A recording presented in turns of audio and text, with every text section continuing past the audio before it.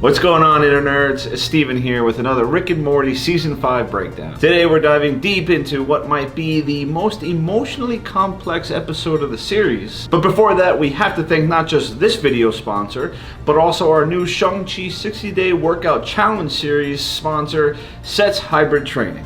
If you haven't yet, please hit the eye above me and go watch it and see what I got myself into. So Season 5, Episode 3, A Rick Convenient Mort, which is referring to Al Gore's 2006 film, An Inconvenient Truth, which in that he basically says, hey mankind, keep on the path you're going by expending fossil fuels and destroying the environment, and you'll be in some trouble. And now, almost 20 years later, turns out he was right and we're kind of in some trouble. The episode kicks off with Rick and Morty coming out of Johnny D's with some custom-made shirts. Probably a joke on how you can't walk into a single Target, Hot Topic, or any other big box store without seeing some sort of Rick and Morty merch, only to get acid rain on. Hate it when that happens. The culprit of this being Diesel Weasel, a great spoof off of Captain Planet villains that is straight out of my childhood, who is stopped by our tragic heroine, Planetina. So I won't lie, this episode on a first watch for me was weird, out of place feeling, and at times rushed. Morty and Planetina falling in love, Rick and Summer way too long ass-eating jokes, and the last scene, well, that one still feels unnecessary, I'm not gonna lie, but my point being, it didn't feel like Rick and Morty at first. And then I started watching without the expectations of what a Rick and Morty episode is quote unquote supposed to be. I don't know if you're like me, but I put so much expectation and weight into each and every moment of the show that if it doesn't deliver to an unimaginable bar, then it's just a disappointment. Which is not only not true, but unfair. So through this lens, watching the episode again and again and, well, again, by the end I actually found myself an emotional wreck. Thinking back as I watched Morty break up with Planetina on my first relationships, and my relationship with my mom and my grandfathers, and then damn it, if I didn't come to my senses and see Harmon and Roland and Roland, the writing team did in fact do it again. They created genius.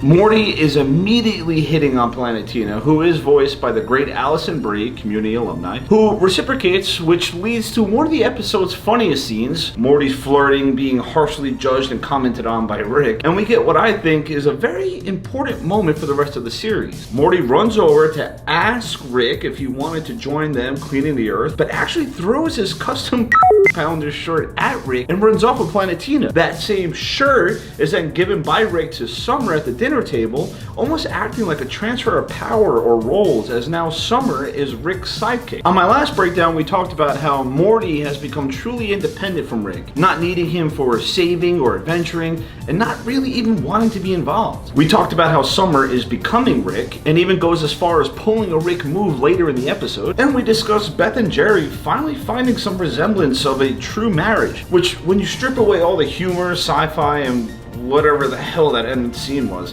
this is a show about analyzing and dissecting relationships. It's why we all enjoyed so much, and why the creators can, at will, after investing 4 seasons of character development and trusted fan service, can just plow through the puppy love stages of a relationship via a montage and still punch us into the stomach when Morty breaks down with Beth. You know, at first I didn't think the episode made much sense. Then I realized the creators, having earned our trust and understanding of these characters, they don't have to spell everything out for us. We know, like they know, how Rick will act in moments and how Morty will act. So watching them grow and be in certain situations they haven't been in before, that was kind of a tongue twister, I don't know if that came out right. Rick without Morty being the one to break up with a girl, we get the nice surprise of reactions, setting us up for the truly unexpected. Like showing the completely normal, un-sci-fi, completely relatable, and for the first time we've seen in the show moment, when Beth is a mom to Morty. Both kids book it on their adventures, Summer and Rick on an apocalypse crawl, and Morty traveling over 200 miles to help a bunny in a forest fire. I love how they have Morty do this because, I mean, come on. How many of us as teenagers, or maybe even later, went out of our way to just be around our crush? Planetina brings up her kids, which Morty had a kid, so no big deal here for this 14-year-old. We meet the now fully representative older Tina Tears, one of whom is actually voiced by Steve Buscemi, who are a play on the Planeteers and are now corporate assholes trying to sell Planetina and the rights to her. Rick is drinking again, like a lot, or is Rick's consumption the proper Rick amount, so not really a lot? First time we've seen this, the drool this season. Summer points out Daphne to Rick, which in so many ways is the literal flip of the normal storyline of a Rick and Morty show. Like, how many times have we seen Morty get into some sort of trouble and Rick save the day with some stupid lesson? Here, Rick is the Morty and the one going to need saving by Summer, who, like we've discussed, is becoming Rick and pulls the Rickest of Rick moves. We get this hilarious childlike watercolored pastel montage because Morty and Planetina are having sex, which is being represented by Morty's take on their relationship. It's pure and innocent and real. Morty really does love her, and Planetina loves him. The show's writers are really giving us a Morty love story, which just makes the fallout that more hard to watch. Rick leaves with Daphne, but we'll continue on that in a bit. Fire, water, air, and dirt brings together an overslept Planetina and Morty to be EchoCon. We get a trash Summer, the joint in her nose, freaking out on Rick about bro code during the apocalypse crawl. I think this moment is a telling one for where we're going to see Summer go this season. I already talked about how she has no issues falling deep to the dark side, killing and fighting sometimes without even being asked to. And, you know, I'm kind of really excited to see where they take her. She is a very confident character. I think in many ways even more so than Rick. And I've always felt like she's had so much more to offer. This episode really did a great job letting her almost steal the show with the funniest line, saying she's Michelle Obama to get a three-way, and saves the day by blowing up the asteroid. I would love to see more of Summer and Rick. Yes, not Rick and Summer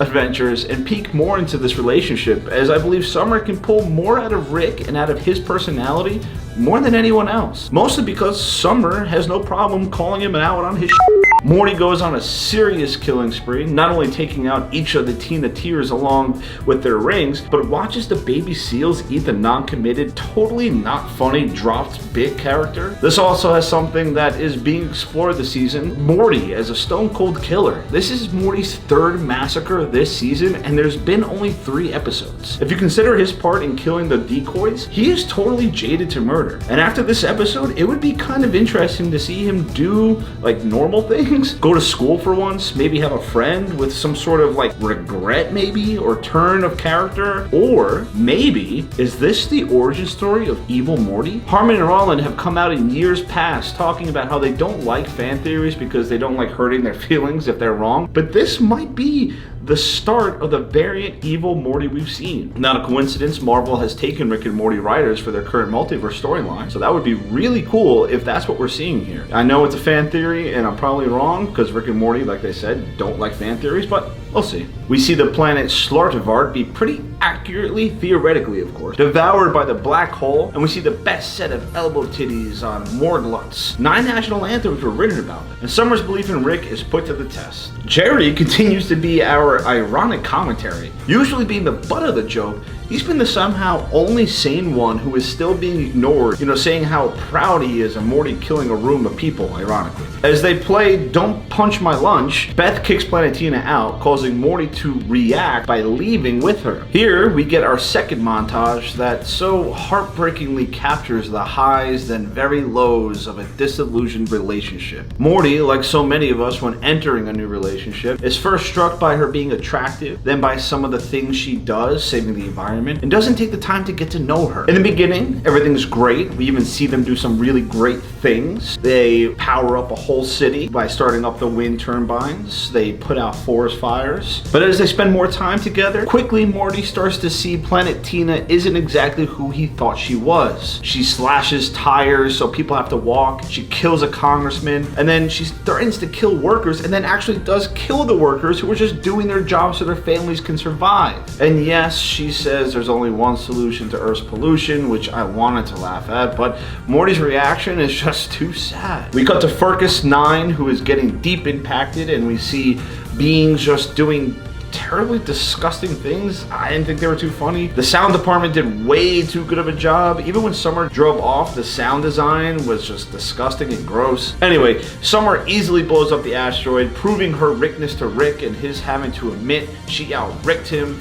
and I guess that's gratifying. I don't know if becoming Rick is necessarily a good thing, but it looks like that's where we're going. Morty and Planetina have a tough philosophical breakup, with Morty saying Planetina has killed over 300 people, which she did, but Planetina retorts he killed the Tina-Tears, which he did. Both saying they were justified, and I just hate how the show writers took out the comedy in this scene because it's rough and it just doesn't hold back. She tells Morty she loves him, but he says he can't be with her if it means she's going to go on killing and doing the things she's doing. So Planetina turns and says, "F you," as the flower Morty welts, and we get the most human moment in the show, with Morty hysterical crying, being comforted by Beth. Now I also hope this is something that continues, because while it is funny how neglectful the Smith parents can be, continuing the same gag puts you in the same league as The Simpsons and Family Guy, and it's not something I think Rick and Morty should do. We should see Beth and Jerry try to be parents, and we should see scenes like these. Now, before I wrap up, I do have another thought. We never see the rings again that Morty takes from the Tina-Tears. Did Morty give them to Planetina so she could have her freedom, or did he keep them? Now, we know the Vindicators are coming later this season, and Summer made a comment about Planetina being a Phase 4 hero, which could be a nod to Marvel, or could be a nod to their own Universal superheroes. Could we see Planetina return later in the season? Could she be the reason we get a Vindicators 4? Be kind of cool. Anyway, that was Rick and Morty Season 5, Episode 3, A Rick Convenient Mort. I hope you enjoyed it. Leave a comment below of your thoughts. Did you think this was a great, emotionally moving 22 minutes, or are you not a fan and you were disappointed? If you liked the video, please leave a like. If you haven't already, please subscribe. We post content every day.